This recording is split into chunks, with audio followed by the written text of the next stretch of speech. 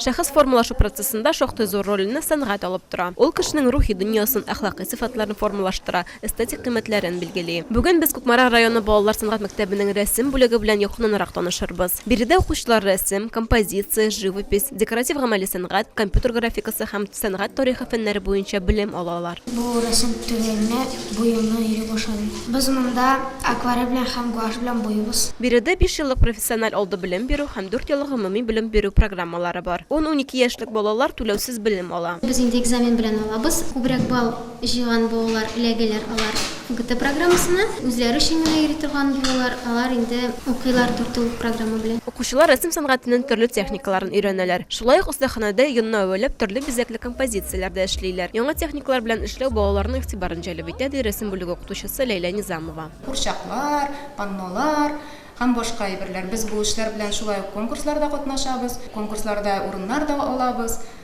Һәм балаларга да бу кызык. Башка рәсем сәнгате мәктәпләреннән аермалы буларак, монда компьютер графикасына да өйрәтәләр. Балалар корылтыру программасында натюрмортлар, хайваннар ясарга өйрәнәләр. Рәсем ясау баш мие эшчәнлеген яхшырта, образлы фикерләүне, бак моториканы үстерә. Ә кай берәүләр өчен арт-терапия да була ала. Әсел Мөхәммәтҗанова, Динара Хәбибуллина, Марат Сибирҗанов, Азат Иматтуллин, Татарстан яңалыклары.